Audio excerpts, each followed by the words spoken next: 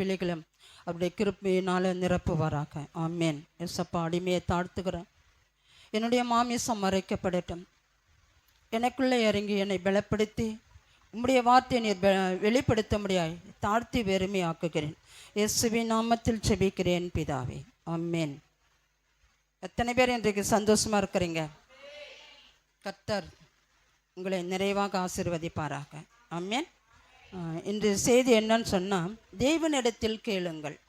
இன்று செய்தி தேவனிடத்தில் கேளுங்கள். உங்களுக்கு எல்லாருக்கும் தெரிஞ்சது தான். தேவனிடத்தில் நாம் என்னென்ன கேட்க வேண்டும் என்றது ஒரு 6 காரியங்களை குறித்து நம்ம பார்க்கலாம். ஆமேன். எடுத்து வாசிப்போம். மத்தேயு 7ஆம் அதிகாரம் 7வது வசனம் சொல்லுகிறது. மத்தேயு 7, கேளுங்கள் அப்போது உங்களுக்கு கொடுக்கப்படும், தேடுங்கள் அப்பொழுது கண்டடைவீர்கள், தட்டுங்கள் அப்போது உங்களுக்கு. முதலாவது என்ன செய்யணுமா? தேட வேண்டுமாம். தேவனை என்ன செய்யணுமா? முதலாவது தேடணுமாம். தேடின பிறகு என்ன செய்ய வேண்டும்னா, தட்ட வேண்டும்.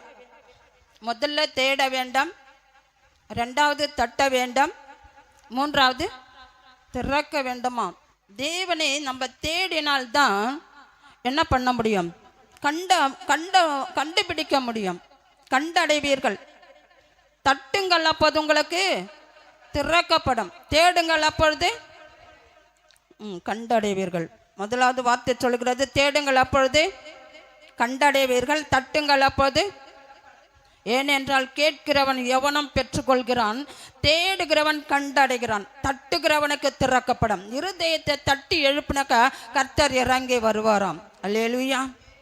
ஏன்னு சொன்னால் அதேதான். ஏனென்றால் கேட்கிறவன் எவனும் பெற்றுக்கொள்ளுகிறான், தேடுகிறவன் கண்டடைகிறான், தட்டுகிறவனுக்கு திறக்கப்படும். தேடும் பொழுது கண்டிப்பாக கர்த்தர் நம்ம தேடி வருகிற தேவனா. நாம் ஆண்டவரை தேடி போகும்போது நமக்காக கர்த்தர் நம்மளை தேடி வருகிற தேவனாக இருக்கிறார். அல்லேலூயா, அல்லேலூயா.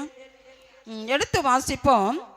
முதலாவது தேவ சகாயத்தை தேட வேண்டுமா. தேவ சகாயம், நமக்கு சகாயம் வேணும். என்ன வேணும்? சகாயம் வேணும். 2 நாளாகமம் 20வது அதிகாரம் 1வது வசனம் சொல்கிறது. 2 நாளாகமம் 20. இதற்கு பின்பு மோவாப் புத்திரரும் அம்மோன் புத்திரரும் அவர்களோடு அம்மோனியருக்கு அப்புறத்தில் உள்ள மனுஷரோடு கூட யோசாபாத்துக்கு விரோதமாக யுத்தம் பண்ண வந்தார்களாம். யோசாபாத்துக்கு விரோதமாய் மோவாப் தேசத்திலிருந்து மோவாப் ராஜா, அம்மோன் ராஜா, அவர்களோடு அம்மோனியருக்கு அப்புறத்தில் உள்ள மனுஷரும் கூட யோசாபாத்துக்கு விரோதமாக என்ன பண்ணாங்களாம்? யுத்தம் பண்ணுவதற்கு வந்தாங்களாம். எதற்கு வந்தாங்க? யுத்தம் பண்ணுவதற்கு வந்தாங்க. யுத்தம் பண்ணுவதற்கு 4 பேர் வராங்க. கூட பக்கத்தில் இருக்கிறவங்க எல்லாரையும் கூட்டி கொண்டு வரும்போது யோசாபாத் ஒரு மனிதன், ஒரு ராஜாவன் என்ன செய்வான்? அல்லேலூயா, அல்லேலூயா. 4வது வசனம் சொல்லுகிறது, அப்படியே யூதா ஜனங்கள் கர்த்தரிடத்திலே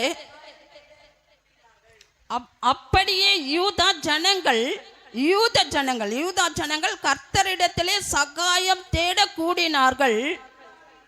யூதாவில் உள்ள எல்லா பட்டணங்களிலும் இருந்து அவர்கள் கர்த்தரை தேட. நமக்கு ஒரு பிரச்சனை வரும்போது நமக்கு சகாயம் கிடைக்கணும்னா கர்த்தரை தேட வேண்டும்.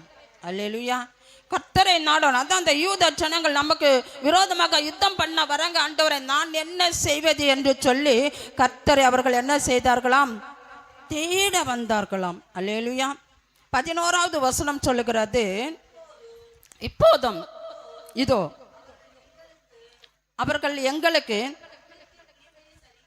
நன்மைக்கு தீமையை சரிக்கட்டி தேவரீர் எங்களை சுத்திகரிக்க பண்ணின உம்முடைய சுதந்திரத்திலிருந்து எங்களை துரத்திட வருகிறாள். எங்களுக்கு நீ கானான் தேசத்தை குடிப்பேன்னு சொன்னீங்க. இந்த 5 ராஜாக்களையும் முறியடிச்சுட்டு அந்த நான் உங்களை கொண்டு போய் நிறுத்தி வைப்பேன் என்று சொன்னீங்க. ஆனால் இவங்க எங்களை துரத்தி விட வருகிறார்கள். ஆண்டவரை நான் என்ன செய்வது? யோசாபாத் கேட்குறான். வாசிங்க 12 சொல்லுகிறது, எங்கள் தேவனே, அவர்கள் நீர் அவர்களுக்கு நியாயம் தீர்க்க மாட்டீரோ? எங்களுக்கு விரோதமாக வந்த இந்த ஏராளமான கூட்டத்திற்கு முன்பாக நிற்க எங்களுக்கு பலன் இல்லை. நாங்கள் செய்ய வேண்டியது இன்னதென்று எங்களுக்கு தெரியவில்லை. ஆகையால் எங்கள் கண்கள் உம்மையே நோக்கி கொண்டு இருக்கிறது என்ற. ஆண்டவரே, இவ்வளோ ஜனங்கள் வர்றாங்க, நாங்கள் என்ன செய்யறதுன்னு தெரியல. அந்த யுத்தம் பண்ணுவதற்கு நாங்கள் ஒன்றுமே புரியல. ஆராதனை கேட்டோம், ஒன்றும் தெரியல. ஆண்டவர் கூட இல்லைன்னா நம்மளால் ஒன்றுமே வாழவும் முடியாது, வாழவும் தெரியாது. யுத்தத்திற்கு கிளம்பி போகிறாங்க, எங்களால் ஒன்றுமே முடியல. எங்கள் கண்கள் உம்மைத்தான் நோக்கி கொண்டு இருக்கிறது. எங்களுக்கு ஒரு விடுதலை வேணும். எங்களுக்கு விரோதமாக எழும்பி வர்றாங்கன்னு சொன்னால் ஆண்டவர் நீங்கள் தான் நியாயம் தீர்க்க வேண்டும். நமக்கு விரோதமாய் உனக்கு விரோதமாக எழும்புற ஆயுதங்களுக்கு கர்த்தர் நியாயம் தீர்ப்பார். அல்லேலூயா. கர்த்தர் பெரியவர்.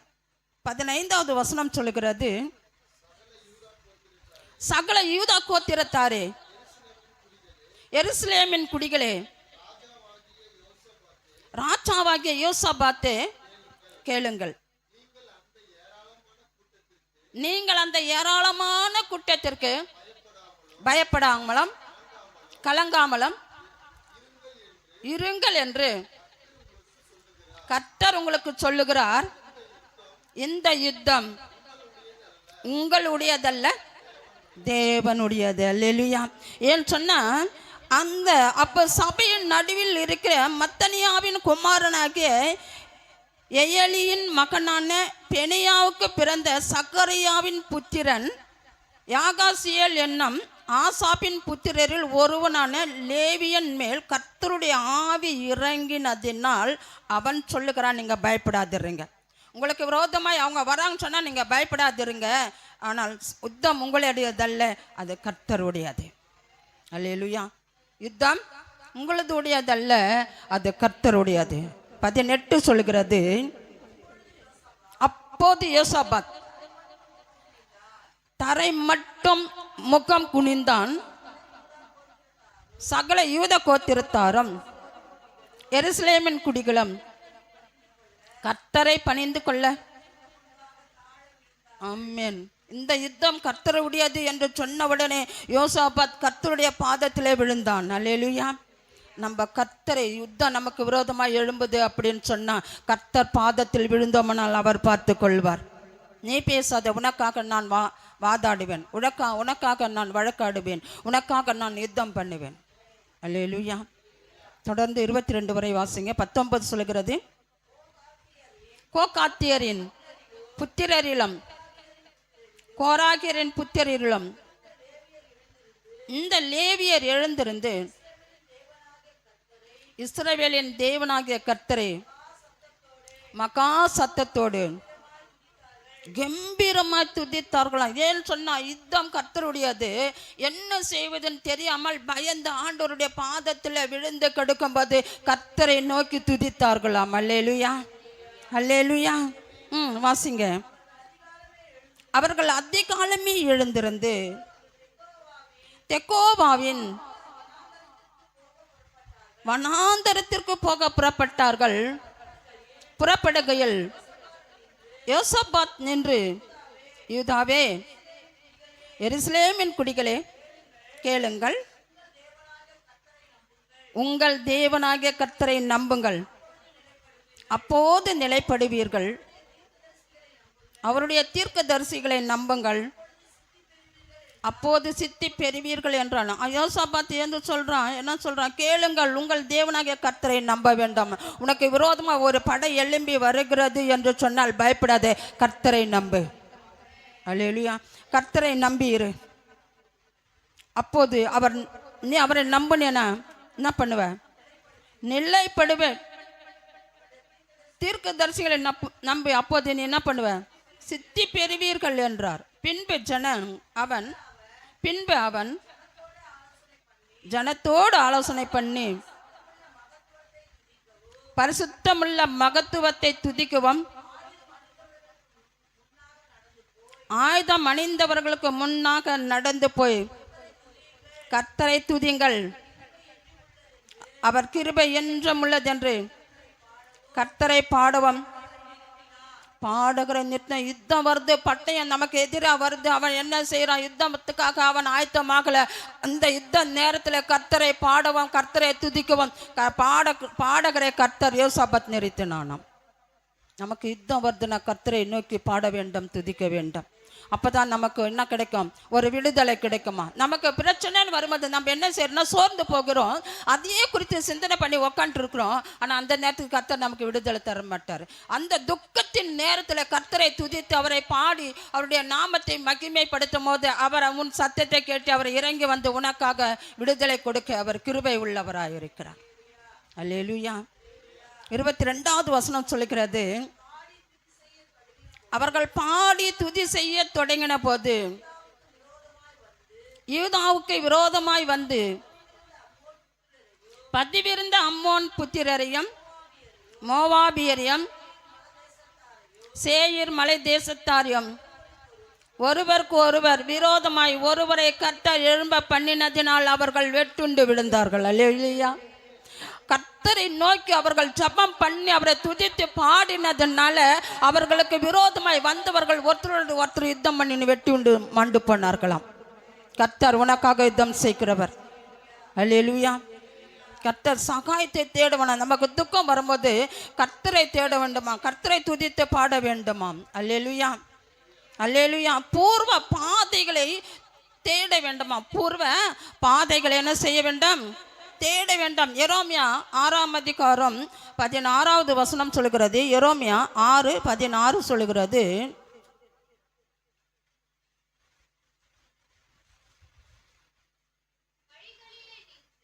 வழிகளிலே நின்று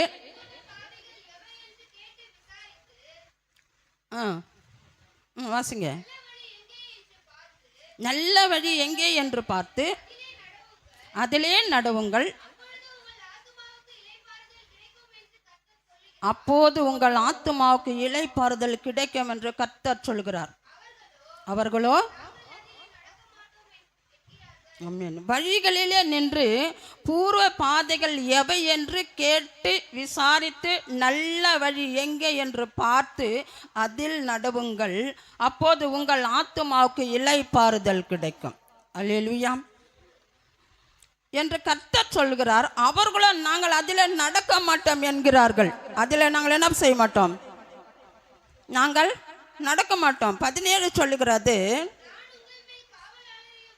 நான் உங்கள் மேல் காவலாளரையும் வைத்து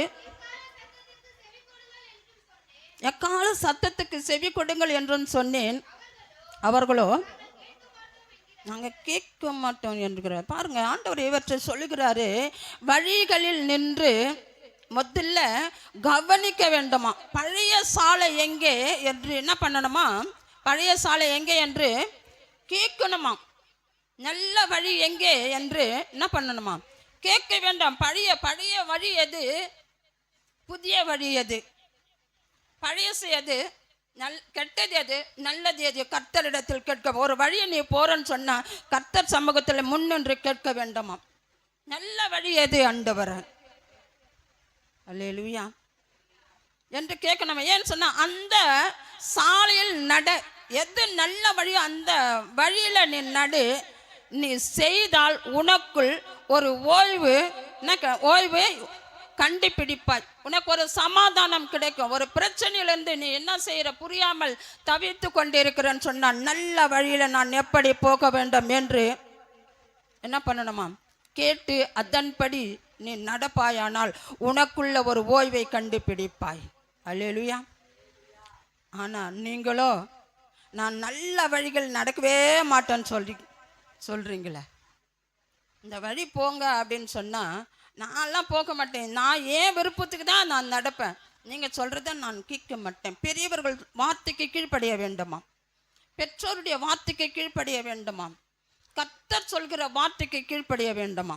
பெரியவர்களுடைய வார்த்தையானது ஒரு பயிற்சிக்கு சமம், ஒரு நல் வழிகாட்டுக்கு சமமா. அல்லேலூயா.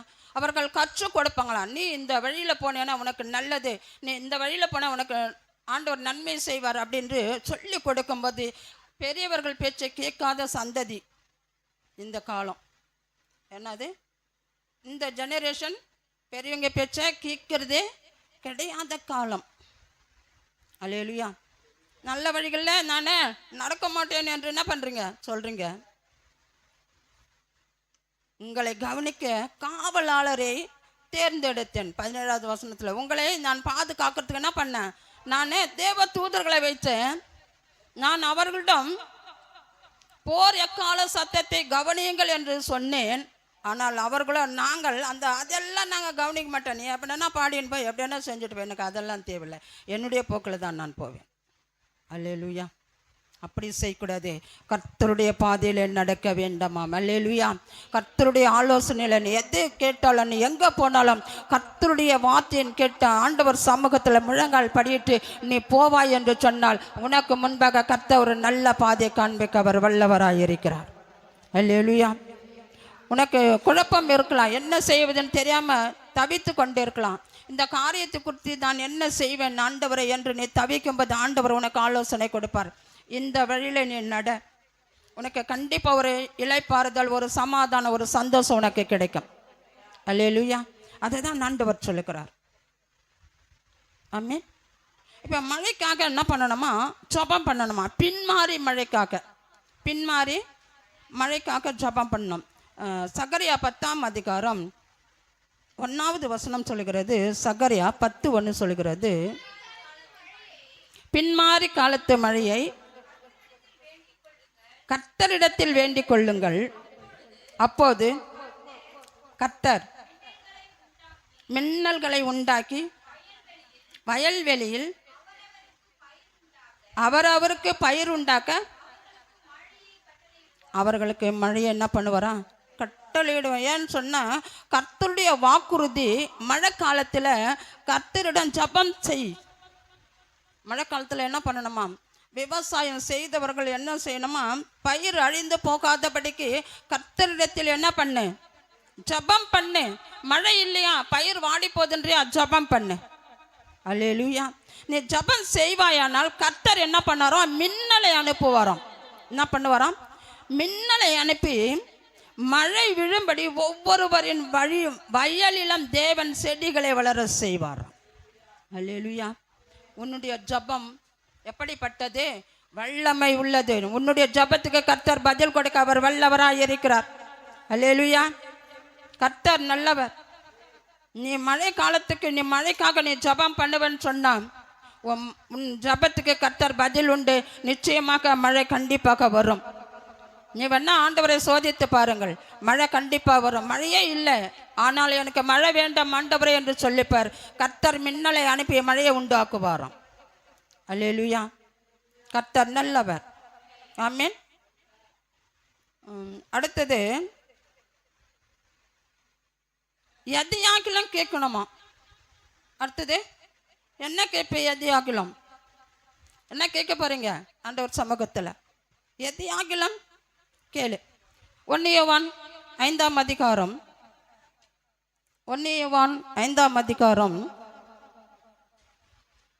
14வது வசனம் சொல்கிறது, நாம் எதையாகிலும் அவருடைய சித்தத்தின்படி கேட்டால்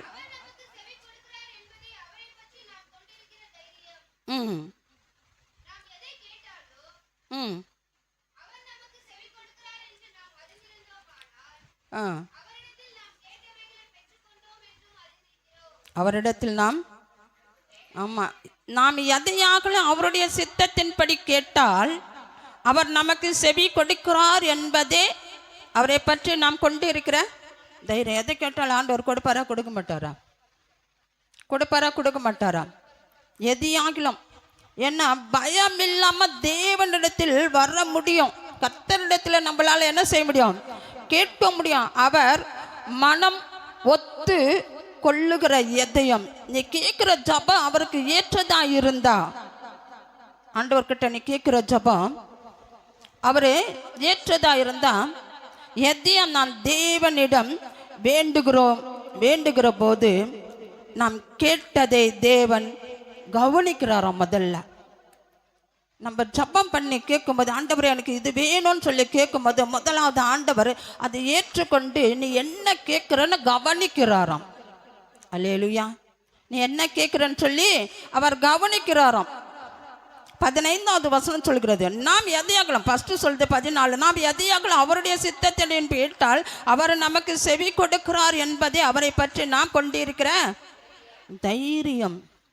பயம் இல்லாமல் ஆண்டவர் சமூகத்தில் நீ கேட்கும்போது அது அவருக்கு விருப்பமாக இருந்தால், நான் உனக்கு கொடுப்பேன் சொல்லி ஆண்டவருக்கு விருப்பப்பட்டா நீ கேட்கிறதை அவர் கவனிக்கிறார். அல்லேலூயா. நீ கேட்பதை அவர் உற்று கவனிக்கிறாராம். 15வது வசனம் சொல்கிறது, நாம் எதை கேட்டாலும் அவர் நமக்கு செவி கொடுக்கிறார் என்று நாம் அறிந்திருந்தோமானால் அவரிடத்தில் நாம் கேட்டவைகளை பெற்றுக்கொண்டோம் என்று அறிந்திருக்கிறோம். அங்கே அழக வேதம் சொன்னா, கேட்கும் ஒவ்வொரு முறையும் தேவன் கவனித்து கேட்கிறார். ஒவ்வொரு முறையும் நம்ம கேட்குற ஜபத்துக்கு ஆண்டவர் என்ன பண்ணுறாராம், ஒவ்வொரு முறையும் கவனிக்கிறாராம்.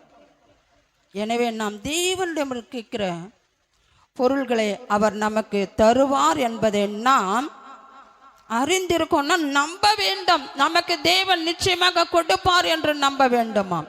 அல்லேலூயா, அல்லேலூயா. கர்த்தர் நல்லவர், நமக்கு தேவன் கொடுப்பார் என்று நம்ப வேண்டாம். விசுவாசத்தோடு, அது கூட கொடுப்பார் என்று சொன்னால் உனக்கு என்ன இருக்க வேண்டாம், விசுவாசம் இருக்க வேண்டும். உனக்கு என்ன இருக்க வேண்டும், விசுவாசம் இருக்க வேண்டும். மார்க் 11:24 சொல்லுகிறது. மார்க் 11:24,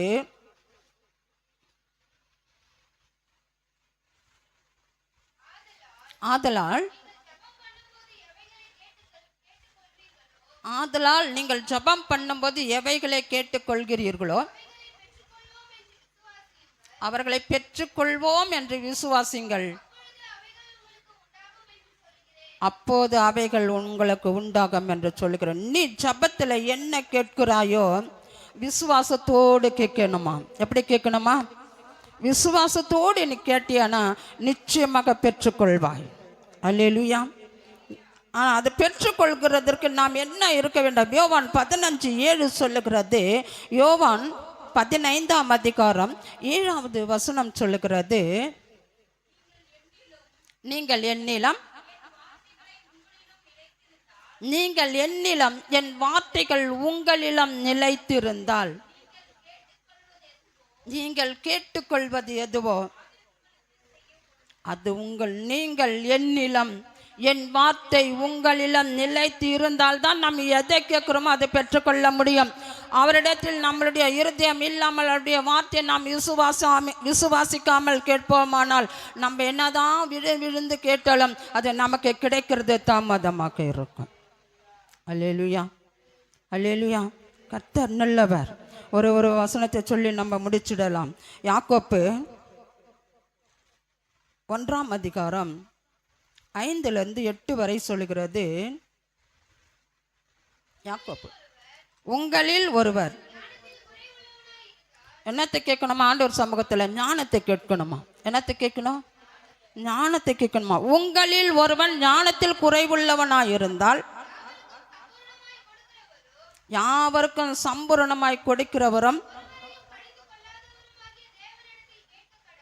ஒருவரையும் கடிந்து கொள்ளாதவருமாகிய தேவனிடத்தில் கேட்க கடவன், அப்போது அவனுக்கு கொடுக்கப்படும். ஆனாலும் அவன் எவ்வளவாகிலும் சந்தேகப்படாமல் விசுவாசத்தோடு கேட்க கடவன். சந்தேகப்படுகிறவன்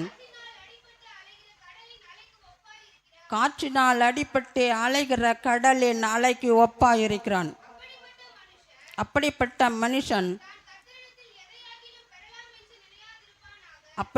மனுஷன் தான் கர்த்தரிடத்தில் எதையாகலாம் பெறலாம் என்று நினைப்பாது இருப்பானாக.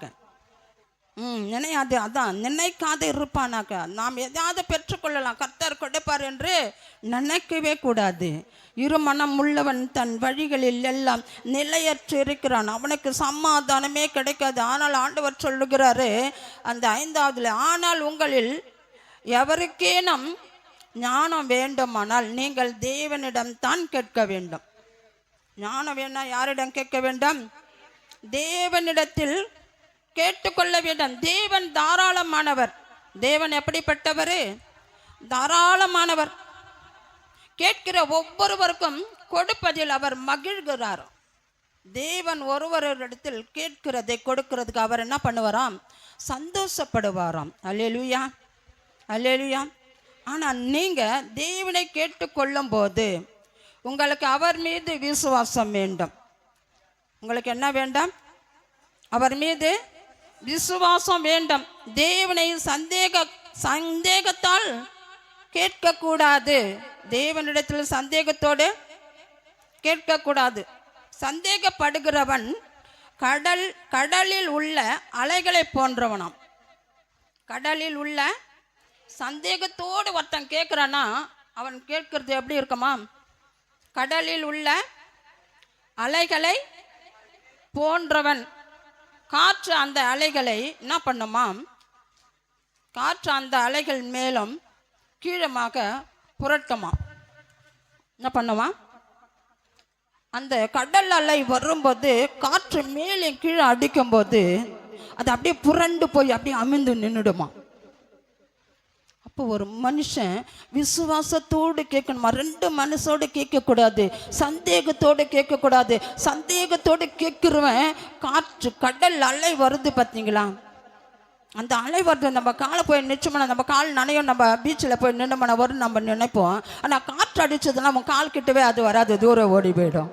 அப்போ ஆண்டவர் கொடுக்கணும்னு காத்திருக்கிற அந்த ஆசீர்வாதத்தை நம்ம பெற்றுக்கொள்ள வேண்டும் என்றால் நிச்சயமாக நான் கேட்பதை கர்த்தர் கொடுப்பார் என்று நீ விசுவாசித்தால் அது நிச்சயமாக உனக்கு கிடைக்கும். கிடைக்குமா கிடைக்காதா என்று சொல்லி நீ அசுவிசுவாசத்தோடு அவன் நம்பிக்கையோடு ஆண்டவர் சமூகத்தில் கேட்கும்போது அந்த அலையை காற்று என்ன பண்ணுமா? மேலும் கீழமாக புரட்டி போடுமா. அல்லேலூயா. சந்தேகப்படுகிறவன் ஒரே நேரத்தில் இரண்டு வேறுபட்ட சிந்தனைகளை உடையவனாக இருக்கிறான். சந்தேகப்படுகிறவன் ஒரே நேரத்தில் ரெண்டு மனசு உடையவனாக இருக்கிறான். அல்லேலூயா. அவன் தான் செய்கின்ற எதை பற்றும் தீர்மானிக்க முடியாதவன். அப்பேற்பட்டவன் தாம் என்ன செய்கிறோம் என்று அவனால் தீர்மானிக்கவே முடியாதான். இந்த காரியத்தை நாம் செய்கிறோம் சரியா தவறா என்று அவனால் தீர்மானிக்கவே முடியாது. என்ன சந்தேகத்தோடு கேட்கிறவன் காற்றின் கடல் அலைக்கு சமமாயிருக்கிறான். அல்லேலூயா. அதனால தான் அவன் செய்கிற எதை பற்றி அவன் தீர்மானிக்கவே முடியாதவனாம். இத்தகையவன் கர்த்தரிடமிருந்து எதையும் பெற்றுக்கொள்ள முடியவே முடியாது. கர்த்தர்கிட்ட இதை நான் கேட்குறேன், நிச்சயமாக கர்த்தர் எனக்கு கொடுப்பார் என்று சொல்லி இரண்டு மனசோடு கேட்பாய். ஆனால் கர்த்தர் கொடுக்க மாட்டாரா? உனக்காக கர்த்தர் காத்துன்னு இருக்கிறார். என்னத்துக்கு? உனக்கு ஒரு ஆசீர்வாதத்தை கொடுப்பதற்காக அவர் காத்து கொண்டு இருக்கிறார். நீ ஒரே ஒரு நம்பிக்கையோடு ஒரே இருதயத்தோடு ஆண்டவர் சமூகத்தில் முழங்கால் படியிட்டு உன்னை நம்பி வந்திருக்கிறேன், உன்னை நம்பி வந்திருக்கிறேன் சப்பா. எனக்கு இன்றைக்கு நான் கேட்குது, எனக்கு விடுதலை கிடைக்கணும், எனக்கு ஒரு சமாதானம் கிடைக்கணும், நீர் எனக்கு கொடுப்பீர் என்று நான் நம்பி இருக்கிறேன். என்னை உன்னை விட்ட எனக்கு யாருமே கிடையாது. உன்னை நான் நம்பி இருக்கிறேன் ஏசப்பா, உன்னை நான் நம்பி இருக்கிறேன். எனக்கு நீங்கள் தான்பா கொடுக்கணும். எனக்கு நான் மனுஷனை நான் கேட்கல, ஆனால் உன்னை கேட்குறேன். நீங்கள் மனுஷர் மூலிமா உதவி செய்யுங்கப்பா. ஆண்டவர் சமூகத்தில் முழங்கால் படியிட்டு கேட்போம்மா, ஆண்டவரே எனக்கு ரெண்டு மனசு வரக்கூடாது,